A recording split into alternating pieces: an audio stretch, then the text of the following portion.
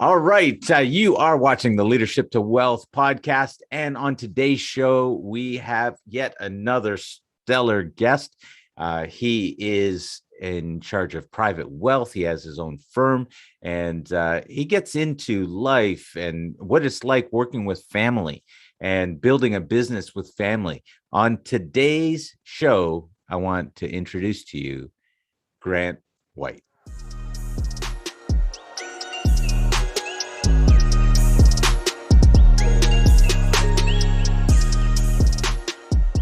Listen, Grant, thank you so much for coming on the show and, for being with us. And I know you are a wealth of knowledge. Try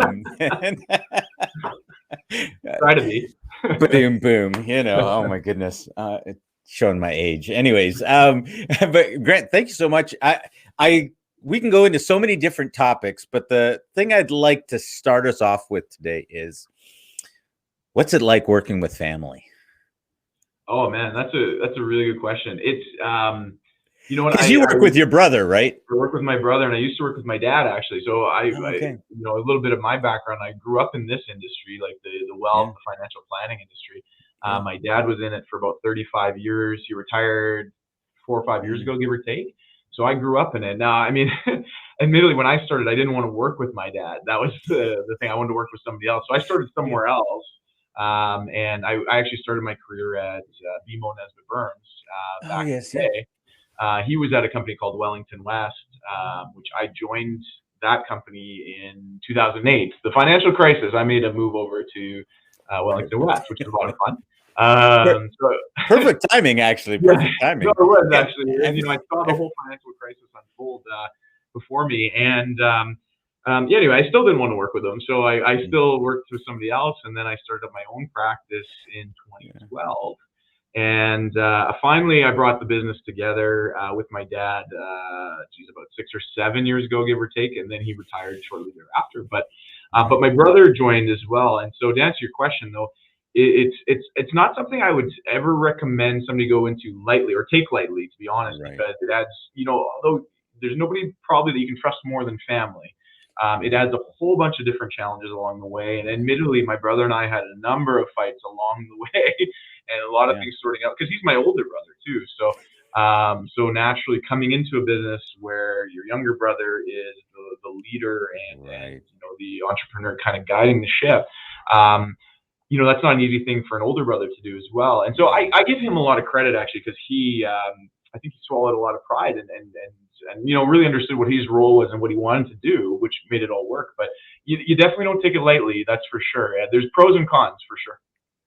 Wow. Well, okay. So first of all, that was a very thorough answer and much deeper. I thought it would be a little bit of a joke, but that's actually, that is really powerful in the sense that I've got an older brother as well, and I couldn't imagine the two of us working together. As much fun as we can have outside and with the kids and all of that kind of stuff. Yeah. Oh boy, working together. It'd be, two rams battering horns, right? Every day, which I'm sure it probably felt like that on some days. And then your dad was there too, right? So. Oh yeah, we had battles. I mean, never physical, but there was definitely some verbal wars that went on that scared a few people around the office for sure. But like I said, I mean, it's very rewarding when it works, but it's hard to get to that point. And I'd be happy to provide. There's a lot of advice I could give on that for sure. I'm happy to do so with anybody that wants to reach out to me.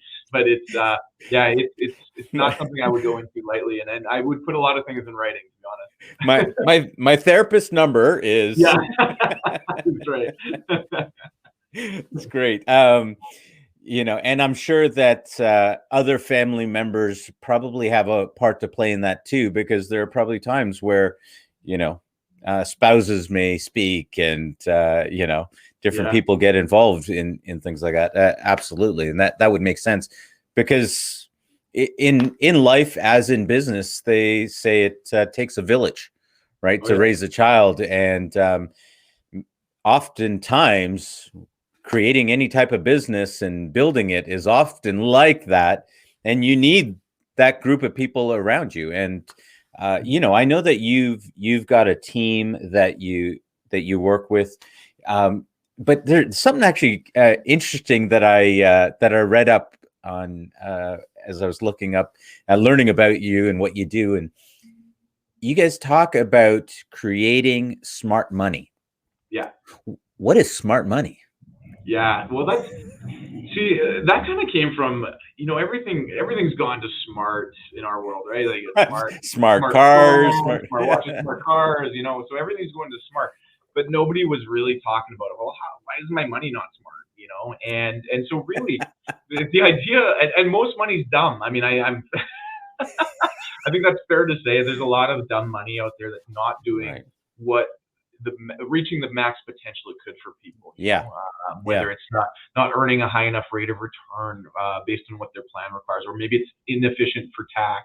So really, what the idea of smart money is it's truly efficient money. It's earning the rate of return that's required to achieve your goals, and that's not necessarily the maximum rate of return possible. Like it's more like when we do our planning work for a client, we'll find out what rate of return is going to make you successful to accomplish all the things you want to do.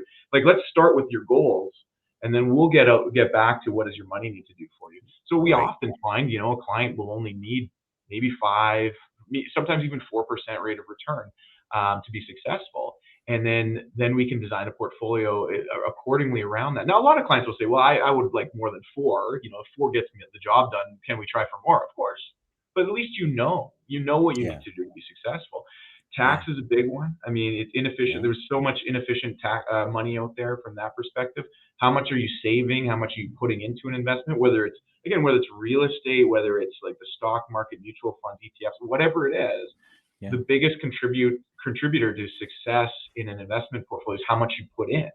And so if you're putting in the right amount of money, odds are, even if your investments are mediocre, you're going to be successful. You just need to know all those things. And so that's where smart money comes into play. It's just truly efficient money working towards your goals. Right. That's great, and I can see the play off of the smart everything. Now, what I'm curious about with that is, obviously, I talk to a lot of people in the world of investments, dealing with both private lending and with real estate acquisitions, multifamilies. And one of the things that I come across is that oftentimes people, they don't even know what they need, right? Like when it comes, I'll have someone come to me and say, you know what, well, I want to make $1 million. Most, actually, the number of people that have said $1 million, because it's just a round number that they think should be a number that they should put out there. And they don't really know what that means. I had someone say $100 million, and I said, okay, well, what are you actually trying to do? Let's figure this out. Not that anything's wrong with it. So I guess question number one is around that is, where do people start with even trying to understand that there's a difference between efficient money and not, like, smart money and not and dumb money, money that's being used efficiently. And I don't think that's not even a concept that's taught in school. So where do people where do they start that journey to know that, hey, I should be looking at this? That's a really good question. Because I agree with you, and I see it all the time as well. Like people pick $1 million out of the air because it's like, hey, I want to get to $1 million, and the question is why. And honestly, in most cases, it's not enough. It doesn't go as far as it used to. That's for sure. Right. The place to start, in my mind, is like, forget about money for a second. Forget about the dollars, because that doesn't really matter. Like, the dollars are the medium to accomplish the goals. Yes. What I always tell people is, don't sell yourself short, because a lot of people do that. I want you to focus in on, what do you want to do? What do you want to live? Like, what does life look like? Who are you spending it with? When are you doing things? Because to me, true wealth is really do what you want, when you want to, with who you want to. And that's when you're truly wealthy, is when you can walk away from work, you can walk away from your business, you can walk away from anything you don't like in life. Not to say you shouldn't like your business, you should, but if you can walk away from anything you don't want to do anymore, is the point, and do whatever you want. That's true wealth. And so really, that's the starting point. Focus on how you want to live. and then we can figure out the numbers. I mean, whether it's $1 million, 2 million, Yeah. 100 million, I don't know. It depends. I mean, yeah, there are some people that need 100 million, but we can figure out the numbers. We can figure out how to get there. It's a matter of you just focusing in on what does life look like in an ideal world? What does life look like? Yeah. Yeah. And then there's always that discussion of what will it take to get there? And is that really what you want? All of a sudden, okay, maybe I don't want to pop champagne bottles every day, and maybe I won't need that. Okay. But there is some decisions to be made there when you actually look at what it is you want to build. And I heard a great quote. People oftentimes spend more time, energy, and money planning their wedding than they do the rest of their life. Yeah. Oh yeah. Vacations. Sometimes it's where you're going to go for lunch. That gets planned more than than their finances. Oh yeah, we see that all the time. Yeah, I had someone say to me the other day that I can plan this. I can't really figure out how to plan something for next year. And I thought, wow, how have we gotten there? How have we gotten to, from once upon a time, within the last 100 years, there were more than enough people that would have to plan just because they're farmers. Yeah. You have to plan for next year. All right, we can't eat all of this food because we're going to need to plant this stuff for next year. We have people that now somehow can't imagine even trying to think about next year. Yeah. Isn't it that's such a interesting actually take on it, because it's you had to plan to survive. Yeah. And now, I mean, so we're very fortunate. I mean, obviously, society here in Canada, it's so great. I mean, we create lots of opportunities for people that if you want to work hard, you can generally accomplish what you want to do if you're going to work hard for it. And not for everybody yet. And then we do need to keep working on that. I certainly understand that. But things have changed so much in the last 100 years, to your point. Absolutely. But people are still selling themselves short, on the fact that they're not planning for the future. And to your point on weddings, the same process that you go through when you think about planning a wedding, you could do the exact same process around how you want to live your life in the future, because that is a it's that is a great point. I'm going to use that one. I'm stealing that one. Thank you. That's a good point. Yeah, go for it. But it's what do the decorations look like? Well, what does the house look like? What does the cabin look like? The cottage? What does the cars look like? What does your family look like? All of those different things. You can visualize that no different than you visualize a wedding, and then that can be planned for. Because really, I mean, a wedding planner does that for you. They do the financial planning around the wedding. So I'm the wedding planner for your life. Yeah. You're a step up. Well, that's you're the step up to the wedding planner. Yeah. That's a good one. I might maybe I might not think of that one. People have mixed reviews when it comes to weddings, but that, and I don't want anyone imagining me in a wedding dress. So we'll move on to that. But I love what you're talking about there. I love what you're creating there for people to imagine. Hey, you can look down the road and picture what this is going to be. A lot of times media and everything makes it seem extremely complicated. I can't tell you the number of times that I've heard people throw out about the rule of 72 and talking about compounding, and it's ad nauseum, to the point that people are like, well, I don't really know how that works. And I don't get, they'll talk about it, but they don't show you how any of that stuff applies to you. And I think it was it Warren Buffett or maybe it's Chamath Palihapitiya that was saying, and just talking about, planning out for the next 40 years. Literally, if you just look over a period of time and you do any of those calculations, you realize very quickly, oh, this is how it applies. And it doesn't take rocket science. But no, it's funny though, because it's Albert Einstein said this is one of the great wonders of the world is compound interest. It doesn't take rocket science, but it is. I mean, it's a pretty powerful thing, and that's to the point of the rule of 72 is all about just figuring out the compounding effect, right? Yeah. I think people focus too much on the dollars personally. I mean, we Mm. know that dollars are important. We know, like, Yeah. it's silly to think that, yeah, money doesn't help you accomplish these goals. I mean, it does. It's there. It's the medium. But I think that people get too obsessed with the dollars, and Yeah. for some people it's a scorecard, and that's fine. Yes. Yes. But it's also this really Yeah. nebulous thing, like when you think about Yes. $1 million or 5 or 10 or whatever it is. I mean, that's a pretty nebulous thing. What's really powerful though is what can that do? What does that Yeah. money do for you, for your Yeah. community, for your family? What does that Yes. do? That's what I think is Yes. most important, and that's really Yes. actually a lot easier for people to imagine than anything else. So Yeah. so that's what I try to encourage people to think about is, think about life, think about how you want to do it. What if you Yeah. had your way and no restrictions, life without limits, I often Yeah. say. It's life Yeah. without limits, what does that look like? And then the Right. dollars, we figure out the dollars that accomplish that. But that's what I think people should focus in on.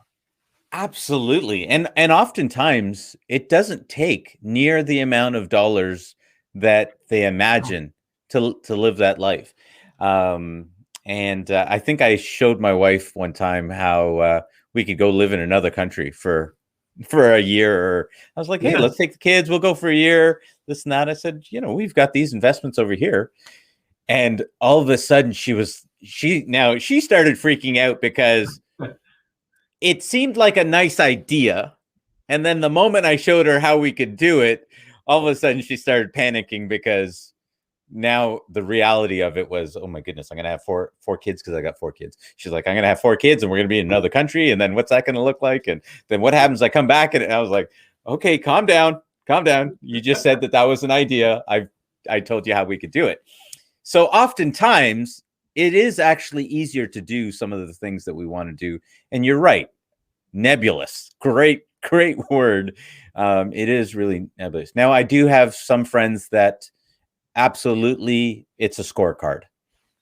We were taught how to, and they're all men. They're all men. They were taught how to keep score as a kid. This soccer team had this many points. The other team had this many points, and so they just learned. All right, that's how I keep score. sure. And now most of them, they're actually really nice guys, as long as they know where their scorecard is at, right? Sure. They're good with spending, they're good with giving away, as long as they know where their scorecard's at. But for most people, that isn't even really a concept, right? Which I think probably plays back to things like the lottery, right? When someone wins the lottery and they get this amount, they don't know what that number is. It's just a nebulous.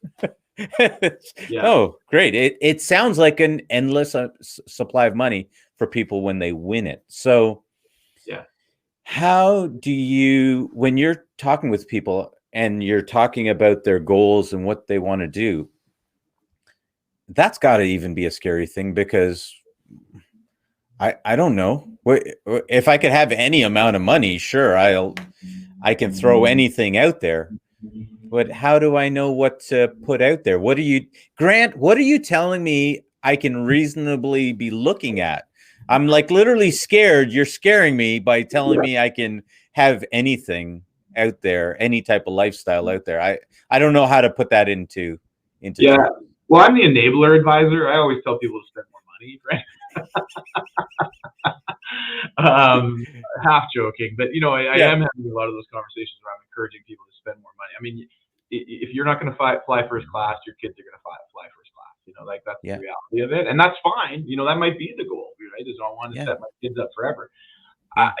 I think it comes down to goal setting at the same time, and I know that's like everybody talks about goal setting, but it's true. I mean, you have to sit down and take a look for it. I mean, you go, like we talked about weddings. You sit down, you decide what do you want to have for your wedding. Well, life is no different. You should sit down with your spouse or anybody else that's important to you in this process, and sit down and just have conversations. I often say, hey, have a bottle of wine. The best ideas are shared over a bottle of wine or two, and sit down and light the candles and start just dreaming. I mean, Pinterest was created based on this whole thing, start vision boarding what life looks like.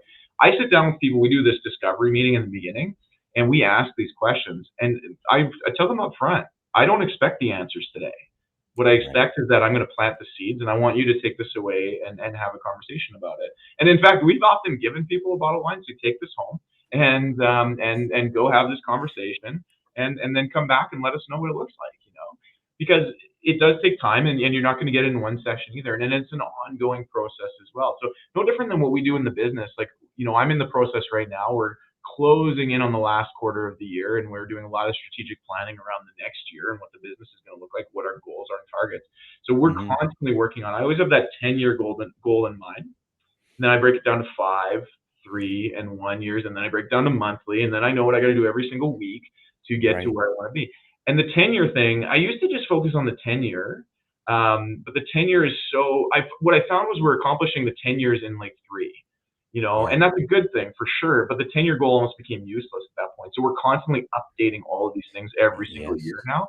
But by Yes. having that process in place, and I write it down, I mean, it's digital now, but I have a document, like a PDF that we go through. I go through, and my other staff go through on their own, and they fill out where do they want to be in the next 10 years. Then break it down to 5, Oh, 3, 2, yeah. 1, and then we go from there. And I recommend that to clients as well. It's the same process. The goals are different, but it's the same Right. process. And if you write it down, I think it was Harvard did a study on this, but if you write things down, your goals, you're 10 times more likely to achieve them, something like that. Yes. Yes.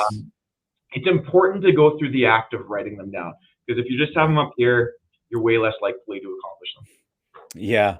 Well, I had a guest on previously.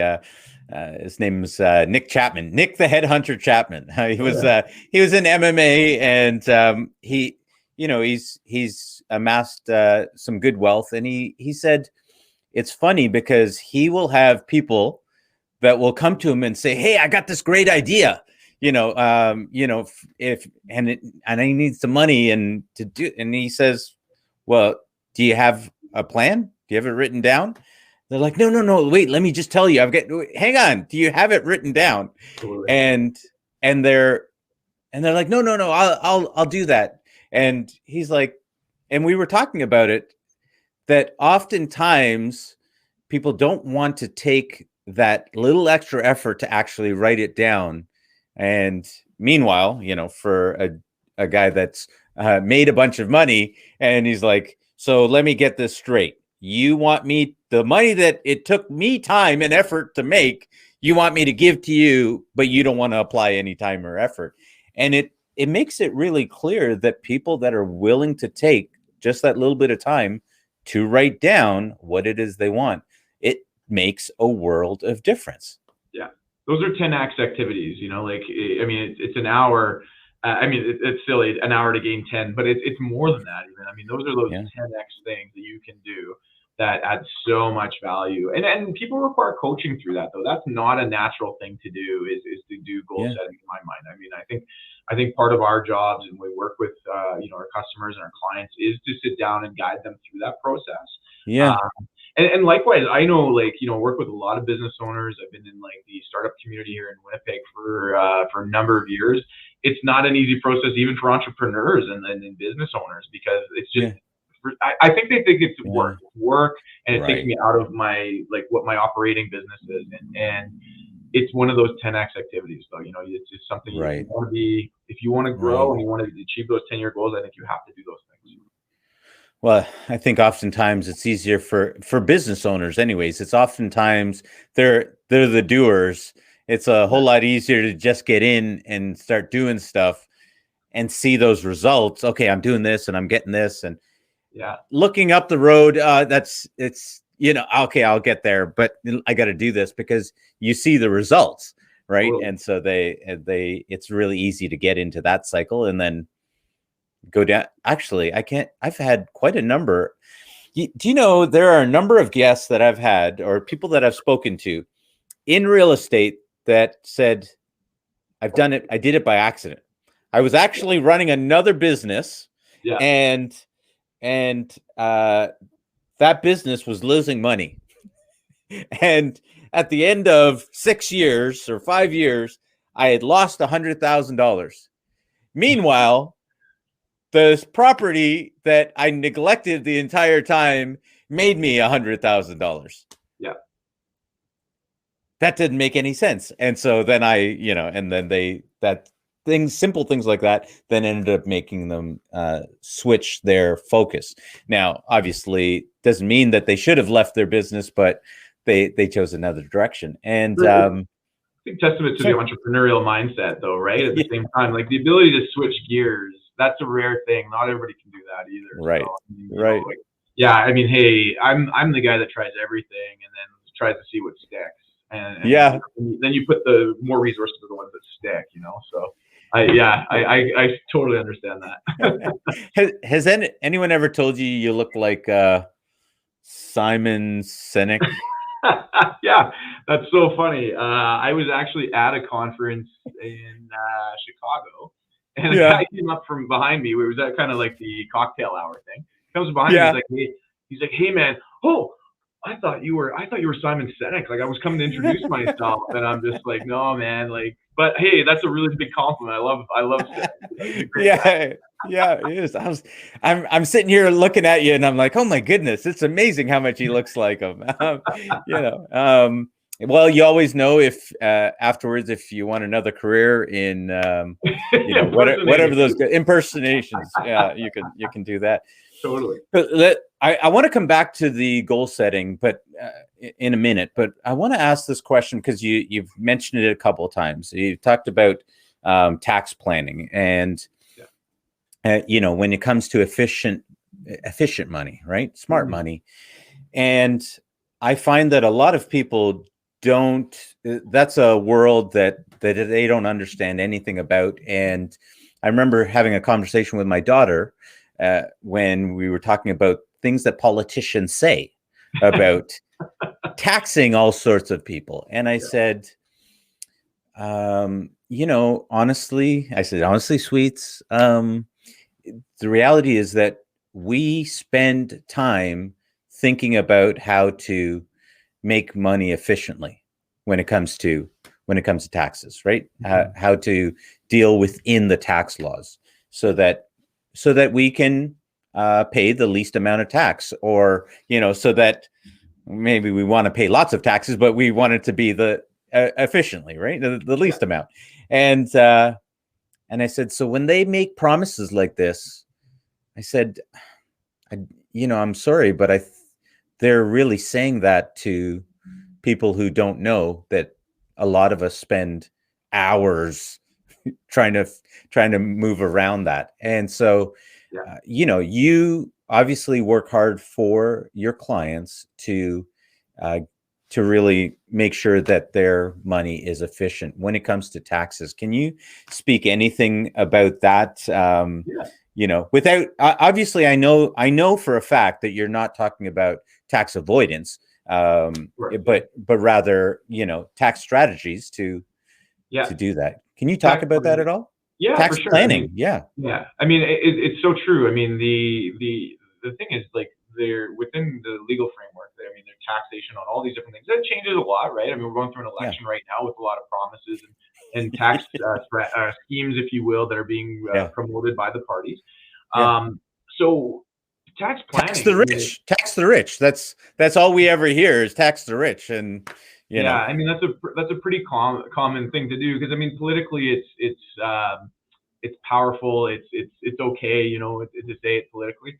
But I think the thing about planning is, like, again, you have to have a plan in place, and having money in certain areas versus another area. Like, I'll just use tax-free savings accounts as an example. It's kind of a simple one that most people are familiar with. But a lot of people are not maxing out their tax-free savings accounts, and then they'll have money sitting in like a non-registered account, like even just the savings account itself at a bank. And meanwhile, that money could be earning tax-free growth within that TFSA. RRSPs, of course, are another vehicles. Capital gain, like understanding the differences in how you get taxed versus capital gains, interest, utilizing some of the registered programs, RSPs, TFSAs. That's a huge thing.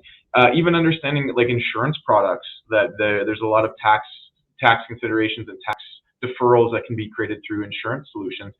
I think the main point is this: you have to have a plan in place around what life looks like today and what it looks like going forward.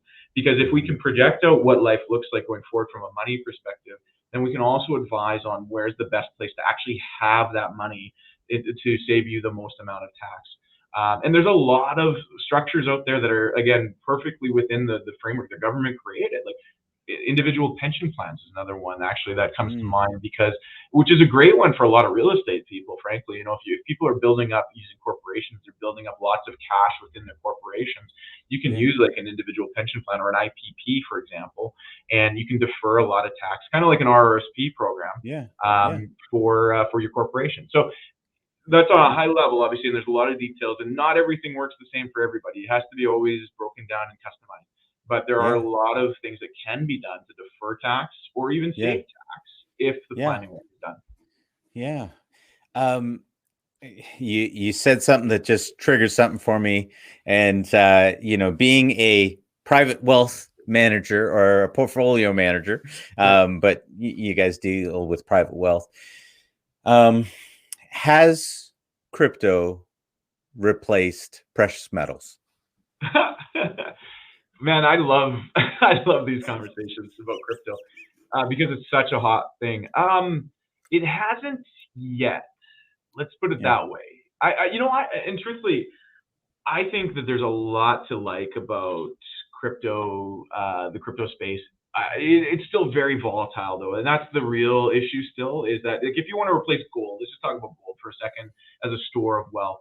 The problem with it is that it's so volatile, and we're even seeing that this week. As El Salvador has adopted Bitcoin as one of their main currencies, right? And we saw a lot of volatility out of that. Until there's a little bit more consistency in that volatility, I think it's difficult to say that it's going to replace like gold as a store of value. Now, gold's not obviously immune to volatility. We've seen that too. But at the same time, we're seeing still very huge swings in most cryptocurrencies. So has it replaced it yet? No. It's still, in my mind, a speculative asset class. I think there's a lot of people that are long in the tooth in my industry, in the financial services industry, that are poo-pooing cryptos, and they're maybe even a little bit scared of cryptos. And I think that's naive, to be honest. I think that I don't think cryptos are going anywhere personally. I don't know which one's going to be the winner. Like Bitcoin's probably leading the way, but there's a lot to like about like Ethereum and a whole bunch of other ones too. And they're not going away. The reality is they're not going away. So I think that they, in time, could form a portion of a person's portfolio, no different than gold has in the past. But I'd like to see a little bit more stability in them before I could recommend them to my clients, for example, on task. And there's a lot of things to come in crypto too. I mean, there's a lot of regulation that's probably coming. China is already like doing a lot of that right now. For sure, the United States is considering a lot of things. Whether they're going to do it short term or long term, I don't know. But there's a lot of considerations being made. The governments are switching to. They're calling them like their own cryptocurrencies, but really they're just digital, like making the currency digital. There's a lot of those things going on. So I think time will tell, but it's an exciting space to say the least. What I do love about it is the innovation. I think that there's so much innovation going on there. To the point now where it's like there's a lot of copycats being created, and that's a little dangerous for sure. But the innovation is very interesting, to say the least. And even blockchain technology, what it's being used for now, and NFTs. I think NFTs are fascinating as well. Just probably a better way to buy into certain assets like art or things like that. Like I'm a huge Beeple fan. I love this stuff, and it's awesome. So you're a Beeple fan? Yeah. So Beeple is like a digital artist. Man, if you follow him on Instagram, it's amazing. Okay. Yeah. I'll definitely look them up. So that's interesting. With regards to, you mentioned NFTs. Initially, I thought that sounds like the dumbest thing I've ever heard. Like when I've got artwork up over here, and thinking you've got it physically. Now you're digitally. You can just copy and but I have the original digital copy. I thought, why is that? But when you look at it, it's all about the value that people assign, right? That's the same thing with the painting, right? It's all what people assign to it. But then I thought there is something to be said about it. It doesn't degrade. It's not going to get sun damage. It's not going to, none of those things are going to happen. Storage is generally way cheaper for that than it is for like the Mona Lisa. You know what I mean? So. Exactly. So I was like, okay, actually, that does seem kind of interesting. there's something I'm going to have to look some more into it. As for crypto, I mean, to me, it is an out and out violation against every government on the planet. And, and as much as, and you got, you, like you said, China's been working on digital currency for 5 years. They've had a digital currency, right? So, and so how long before these things get implemented? And, everyone's like, well, yes, but that's the thing. It's decentralized. Well, listen, once something's illegal, it's illegal. And, and that's all there is to it. The new wars aren't going to be wars on land anymore. It'll be against people that, are trying to circumvent the system. Right. So who knows? We're already seeing that too. I mean, and you're totally right. I mean, if you want to, it wouldn't take too much regulation, frankly, in the United States to really disrupt what's going on in the cryptocurrency space in a big way, right? Like people get pretty scared off of it. But in saying that, like I said, I don't think they're going anywhere. Who's going to be the winner in it? I don't know. There's thousands of them now, right? Like there's thousands. Yeah. So there's a lot of speculation going on there, and I know a lot of people are making. My advice on it typically is just like, hey, if you get some wins in the crypto space, take it. You've done it. You've made it. You've won the lottery, if you will, in it. Yeah. But don't get too greedy. Like anything else, like I would say the same thing about meme stocks. Like, hey, if you've made a whack of money on those, like don't get too greedy. It might not go forever, and often doesn't. So. Yeah.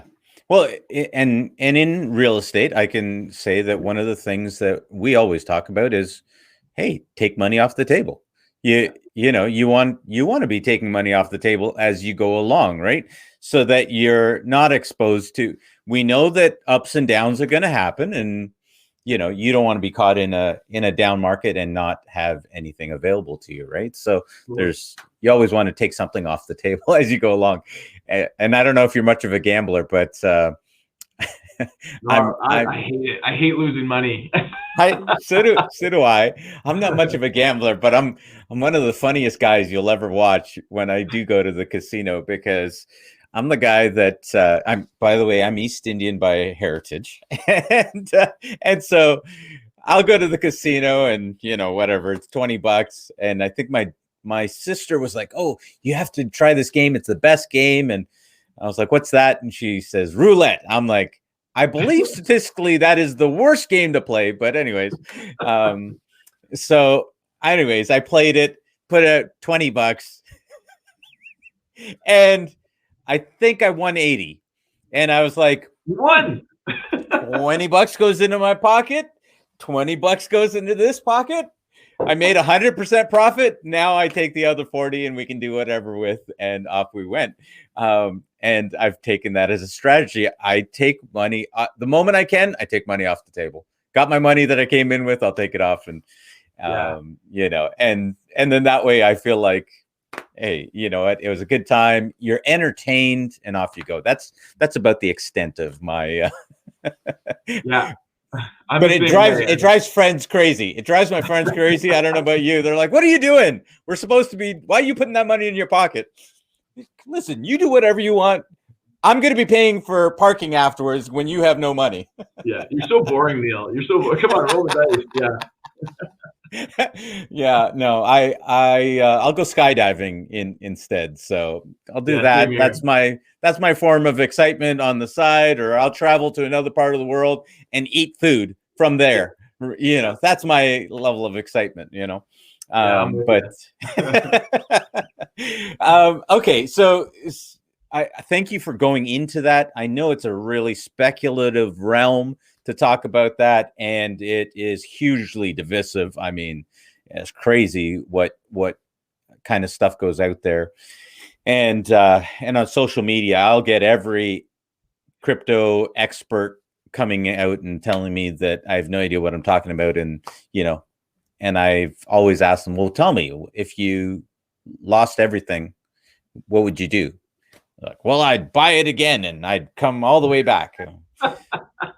Well, that's not a plan. That's a fantasy, but all right, let's, you know, on we go. Okay. I want to come back to what we were talking about, goals. Yeah. Now, I know that as you're doing this with your clients and you're helping them set goals, you, you also for yourself, and you said for your own company, you guys are also doing this. But I know that you also have not a business coach, but you have a performance coach. Can Yeah. you say something about that? Yeah. Actually, going back to dealing with family, actually, that's why I started going to see him in the first place was, Oh, he so helped it is a psychiatrist. yeah, oh, he's a psychologist. Yeah, he's a Oh, he's psychologist. okay. Yeah, Yeah, yeah. So his background is he works with people, basically anybody who faces high stress situations, and yeah. helps them to channel stress into their energy, into like their mission. So he'll work with SWAT teams. He works with Wow. medical professionals, which has been huge, obviously, through the pandemic. Works with Yeah. pro athletes, amateur athletes as well. He works with he's worked with like Canadian national Olympic athletes. Wow. Um, Basically anybody like executives, professionals. So he's worked with those people. So I was referred to him by actually a member of my team who was on the national boxing team, who had worked with him Wow. because of his boxing career, and I was referred to him, and so I went to see him, and basically helped us to kind of like change the way that we communicate. Like we focused in a lot of like, okay, well, the whole goal really is never react to a situation, but always respond appropriately. So the Yeah. idea is that you never just like go into a situation and not have thought through all the possible outcomes that could happen to that, because that could be dangerous, and you could react inappropriately. You could react the way you don't want to react, and that can have consequences that you might have to fix later or whatever. And when in relationships, Ooh, sometimes you don't get a second shot, right? So right.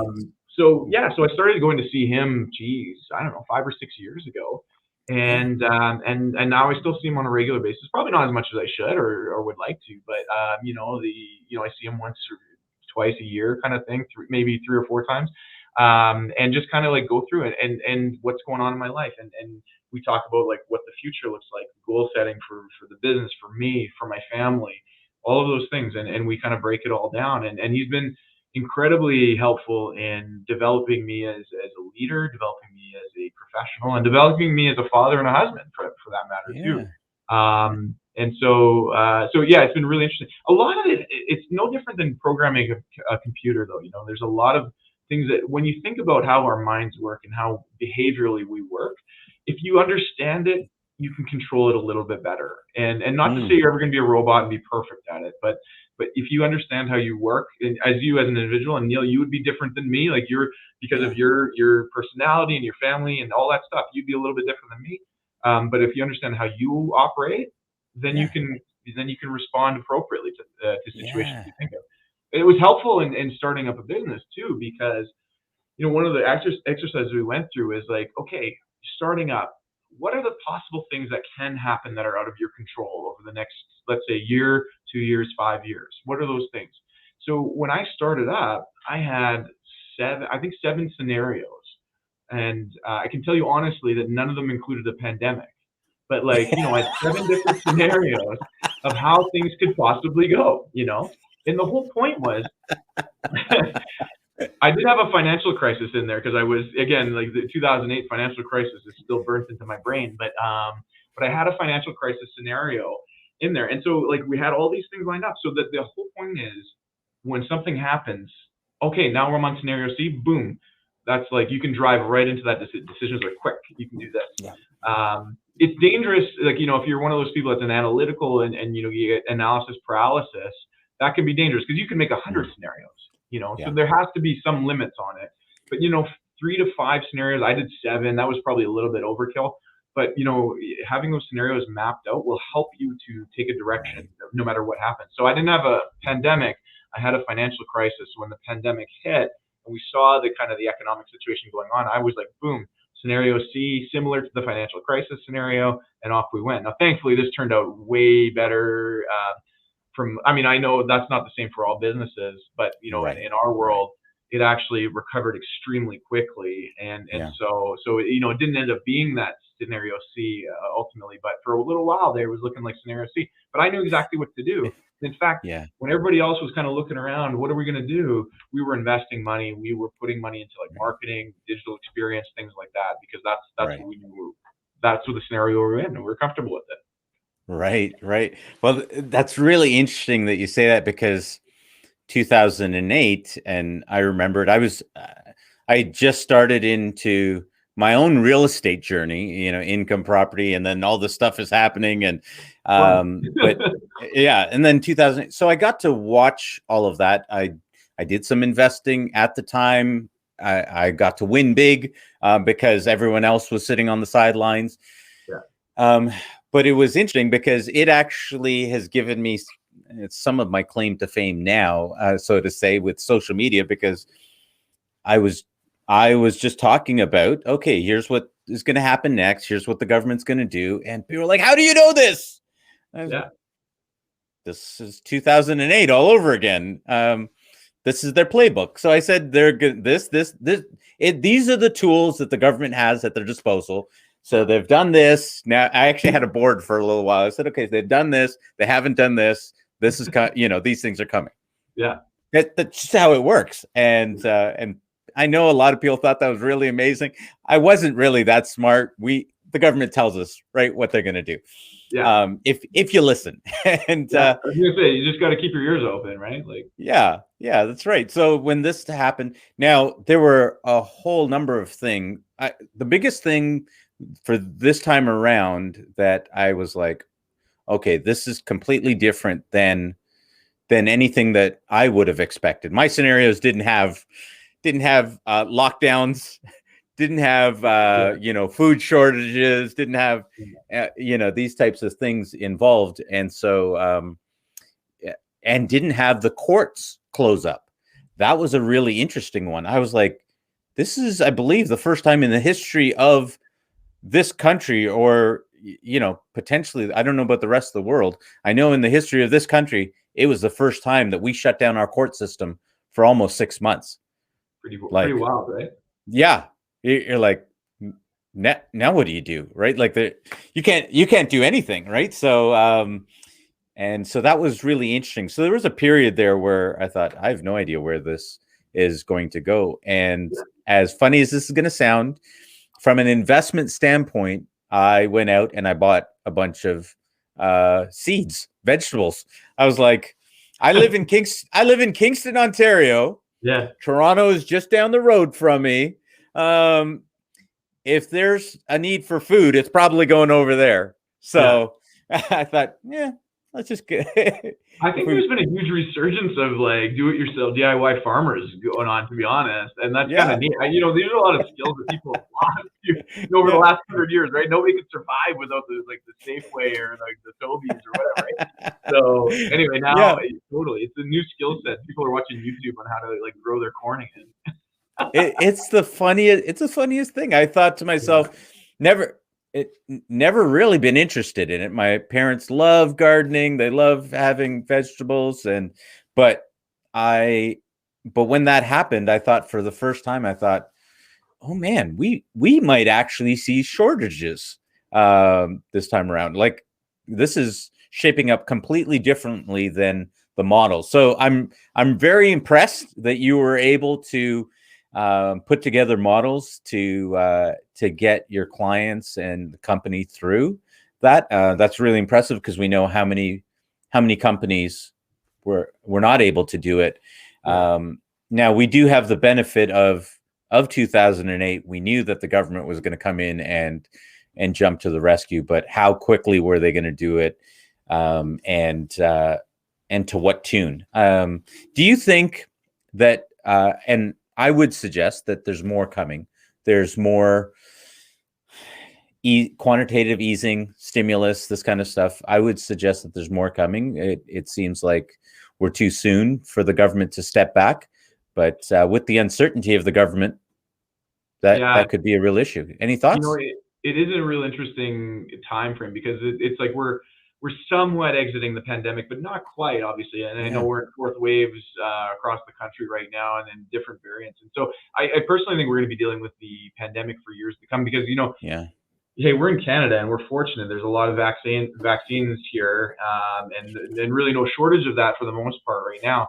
But you think about, even watching the Olympics, I had people commenting, it's like, well, why aren't they demanding that all the athletes are vaccinated before going there? And it's like, you realize how fortunate we are in North America, because most of those countries, I mean, there's like 200 and some countries there. Most of them don't have a stable access supply of the vaccines, and Yeah. so the rest of the Yeah. world is going to be in this pandemic probably for years to come. Yeah. And and now with globalization, I mean, there's no going back on that. I mean, we're all in this together, really, and we see how quickly Yeah. a pandemic can spread now. But really, Yeah. like, you look at supply chains, chip shortages. I mean, I'm already like being told, like, my next like phone, whether it's an iPhone or it's an Android, like the Pixel 6, it's delayed at least a month or two because like there's a shortage of chips, and are we Yep. getting first pick here in Winnipeg? I don't know. I doubt it. Yeah. But so I think that there is a lot of stuff still to remain to be worked out, Yeah. and I think the real risk in it all, to be honest, though, is looking at things like inflation, and inflation is running pretty high. Now there's a lot of talk around, is that transitory because of the pandemic, and it'll naturally Yeah. come back down. I Right. mean, you're talking about food costs. Food costs are well above the 3% that's being reported in most cases. I think Yep. I saw the other day, Yeah. chicken is up 7% over last year, the cost of it, Yeah. and so on and so forth. So I think there is a risk that the system gets a little bit frothy, and then like the Bank of Canada or other central banks around the world are forced into making decisions to kind of bring that back into line. But that has ramifications throughout. Like, if you start raising interest rates, for example, what does that mean for all these people that are holding debt? Especially variable rate debt that starts to climb. And we've Yeah. all seen the stats on that. I mean, I think it's like 50% of Canadians Yeah. are It's 2 paychecks away ridiculous. from Yeah. poverty, right? So it's Yeah. like, that's a scary prospect there. And even from an investment perspective, right? If interest rates start climbing, what happens to all those like safe assets that people that are living on a fixed income or retirement are relying on? So there's issues there too. So it is a really fine line. And to your point, is there more coming? Yeah, probably. But I'm also worried about. I mean, most recessions, in my opinion, are caused by policy error versus like naturally occurring like economic situations. Mm-hmm. So raising interest rates too quickly, or dropping them too slowly, things like that, often cause like a recession. And so it's going to be a really interesting period of time economically. I say interesting just because there's going to be changes and things being made. But at the same time, I think you have to be watching it very closely as an investor and as an entrepreneur, business owner, because things could change a lot in the next year or two. Yeah. um, First of all, to the viewers, my apologies. I know we're getting really detailed on some of these things, Yeah. but you guys have to appreciate the mind of the man that we have on our show today, and we want to get the most out of it. And hey, how many times do we get to pick the mind of someone like this that manages private wealth, that is able to think through these things? So continue to bear with us as we go through some of this stuff. And for those of you that are loving it, good stuff, because so am I. Sorry, Grant. I just realized how selfish I was being. I was like, oh man, I'm loving this conversation, and I thought we've kind of strayed away from leadership, and we're definitely on wealth, but we kind of strayed away from leadership for a moment there. But No, I thank you for indulging me. Oh man, I want to ask more questions about that, but I want to come back here for a second for your journey, because now we've talked about this is what you do. These are some of the things you see in the market. This is and you're on your own journey, as you got a performance coach. Now you're at these heights and you continue to move towards your goals. What can you look back at all and see the younger you that was probably fighting with your brother and go, and would you have any words of wisdom for him? Yeah, I mean, I think my advice would be is like, don't. I mean, it's important to take risks and take leaps, and I've Yeah. always been pretty good at that, to be honest. But I think Wait, what makes you good at that? I don't know. I have hope for the future, and I think, but that's really what it is. Because like, I think what makes me good at it is because I think that we should always be pushing the boundaries of what the status quo is, and in order to push those boundaries, you have to take on risks. I mean, I think it's calculated risks for me, but at the same time, it's taking on risks no matter what you do. And so I know lots of entrepreneurial advice would be like, yeah, take the leap, just do it. And I think that's good. I mean, I certainly believe in that myself.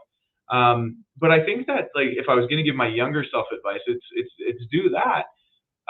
But also don't stress the small things so much, because the small things that's the things that keep you up at night. And then admittedly, they still do. I mean, like, Yeah. I still wake up at 3 in the morning like everybody else and worry about whatever's going on. It's often insignificant when you wake up at like 6 later on, you're like, oh yeah, that was actually nothing. Yeah. But I would tell myself, don't sweat the small things. Like, keep your eyes on the bigger picture, but also have the confidence that you can make the difference out there. Because even as a Yeah. young person just starting out, I mean, I was the kind of person that always I felt like I had to know everything about the whole subject in order to be successful, Mm. in order to attempt it. And so I spent a lot of time reading and watching videos on how all this stuff. And then I realized over time is that you don't need to be necessarily become like 100% perfect as the expert. At some point, it's important just to get started and get rolling there.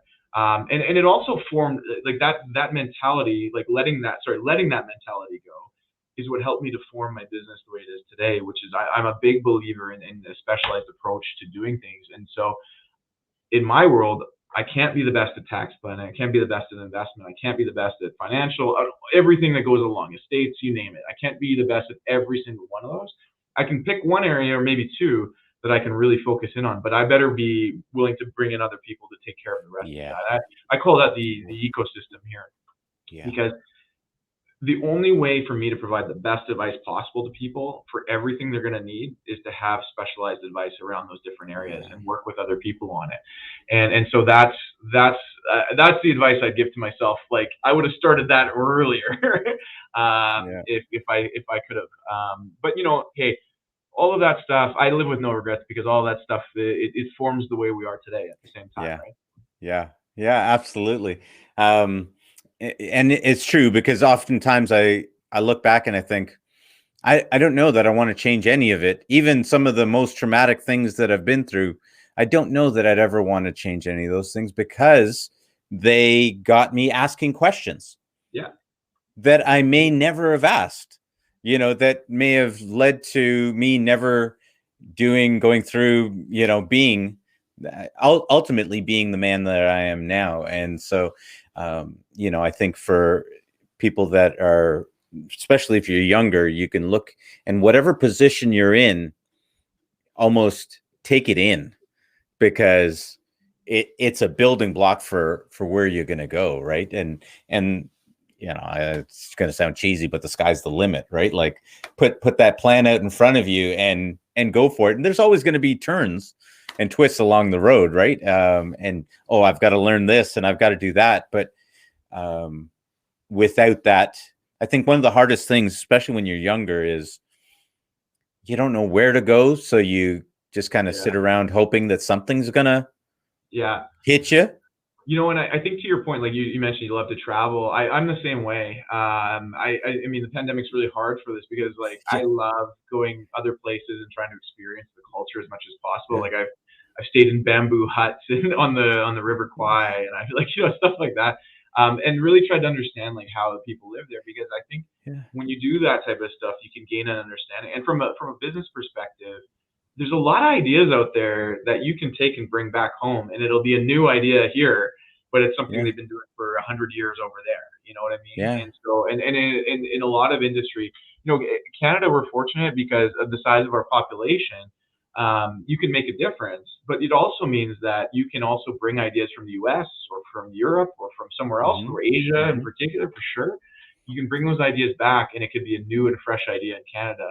It Yeah, just wasn't economical for like the Apples of the it world to to be do that true. in Canada. You know what I mean? Yeah, So, yeah. so there's a lot of opportunity from that. And I would encourage people that, like, if you don't know what you want to do, get out, see the world, like read a lot, and get out and see what's out there. Because I don't know, the best way to be creative is to get out of it. To be honest, get out of the same Mm, mind space.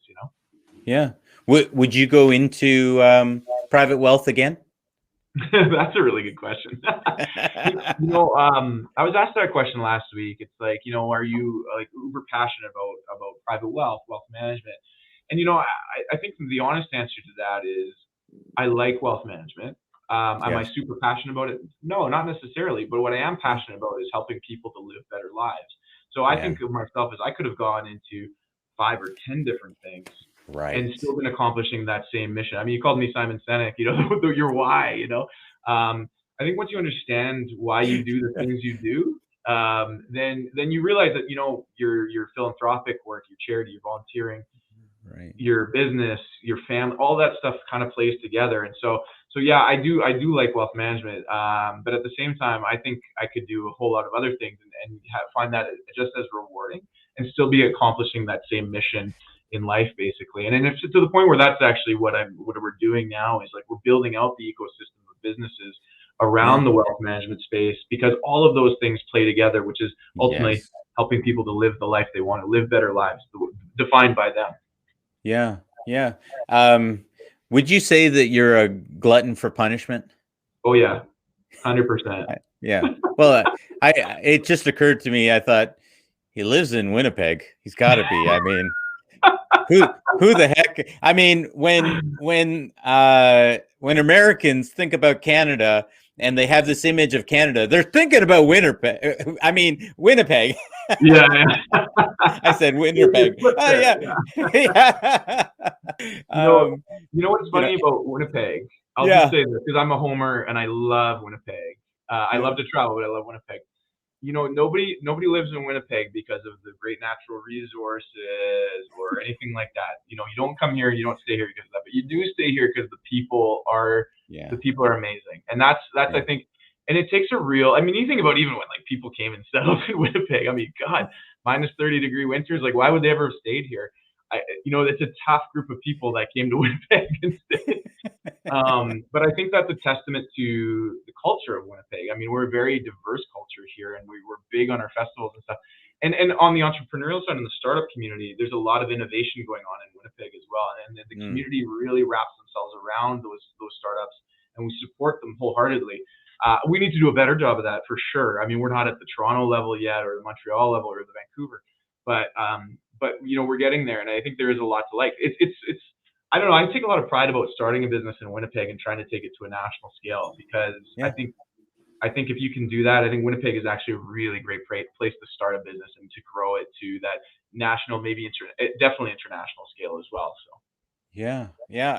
I think I hear your point. I used to live out east. I used to oh live yeah, Nova Scotia yeah, for about 15 years, and now completely different. Lots of rain out there. Not a whole lot of snow. Not kind of more like the West Coast, right? Just not yeah, as warm. But absolutely, the people. It's great, and so I get what you're saying there. And I think something that a lot of people don't realize is when you live in these places that perhaps are, I don't know if that's the right term, off the beaten path, or they're just not the regular places.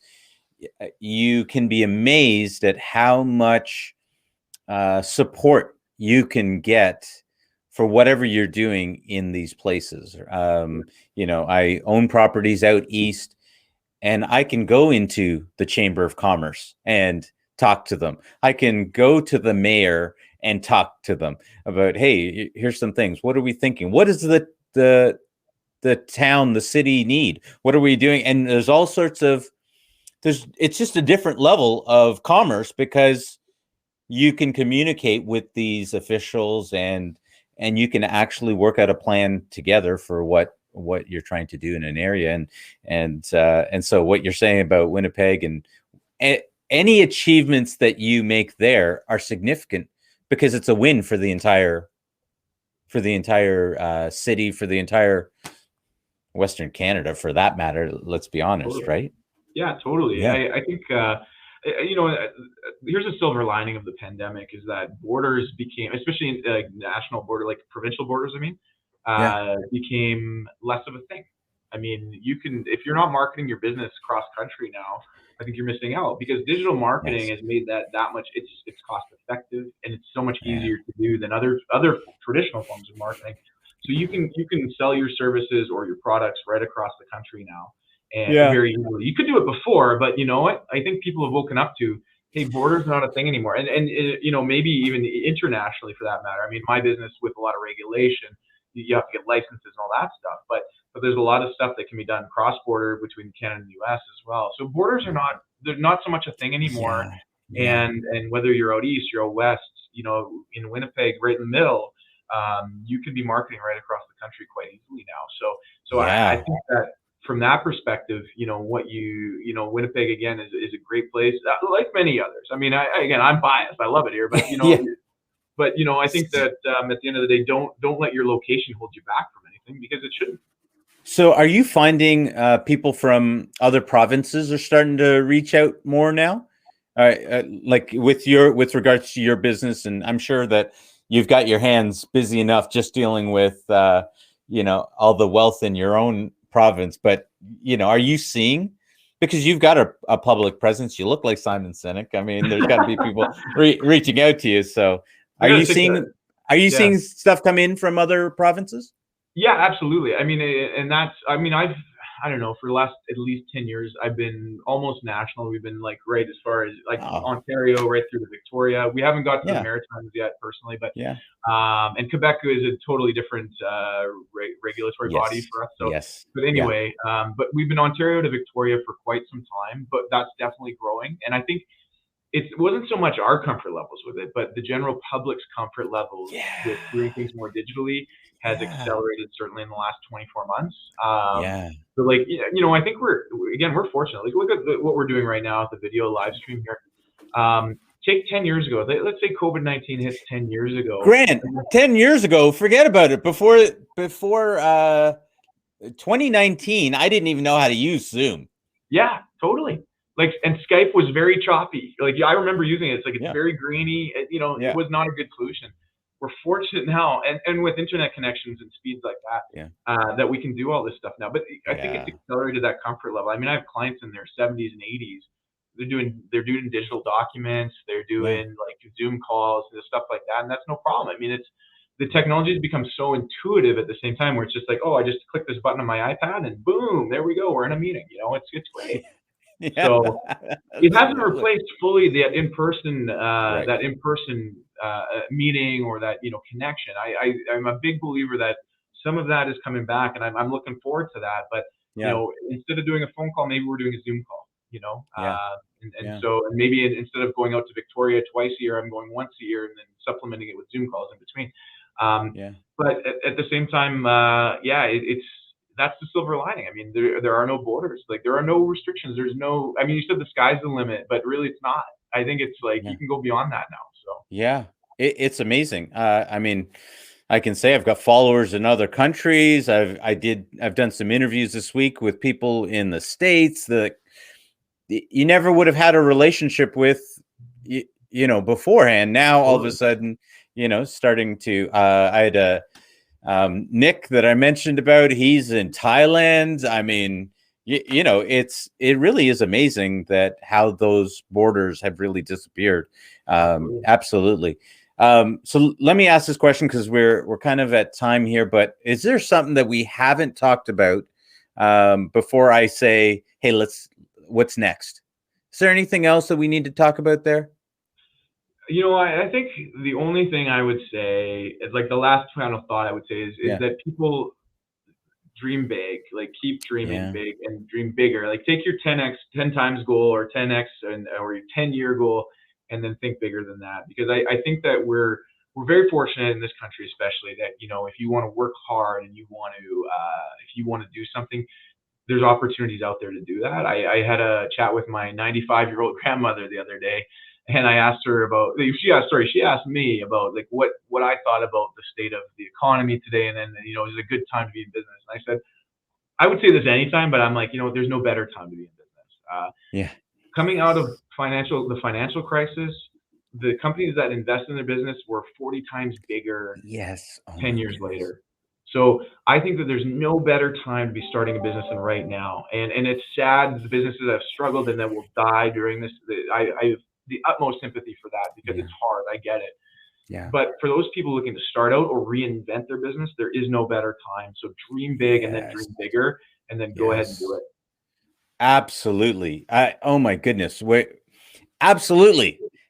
Literally, I've said this message. People have asked me different things. I said, start now. Yeah. You want to read any books, any historical books on business, and you will see that any business started in a winter, started in a bad time, dominate. Yeah. Because if you can build a business now, when things get better, you're going to crush it. The best brands, the iconic brands, were all created during crises. Disney, Apple, Microsoft, like all of them. CNN, go on. Yeah. You name it. They all started in a crisis, and they were 40 times bigger in 10 years, basically. So you guys heard it from Grant White first. Okay, Grant, what's next? What's next for you? For you and Endeavor. Yeah, so just building the ecosystem. I mean, we're currently building out the plan here in Winnipeg. The master plan takes us to multi-provincial offices in the next 3 years. 5 years, we hope to be right across. 5 to 7 years, we hope to be right across the country with the offices across the country. Wow, that's awesome. That's awesome. So stay tuned; it's coming. Yeah, that's right. More coming from Endeavor Private Wealth Management. Grant, thank you so much for coming on the show today. Thanks for sharing. I selfishly, I got a whole bunch of stuff there, and I didn't get to dig into you as much as I would have really loved to. For the viewers, you're just going to have to enjoy the wisdom and knowledge and savvy that we got out of Grant, and we'll have to have him back to hear more about his life journey and all the times that his brother beat him up. And maybe we'll have to have his brother on the show and get the real story. But that's right. But Grant, thank you so much for coming on the show today. Hey, thanks for having me. Happy to come back anytime and share more stories for sure. Love it. Love it. All right, guys. Well, this Leadership to Wealth podcast, we'll see you guys again.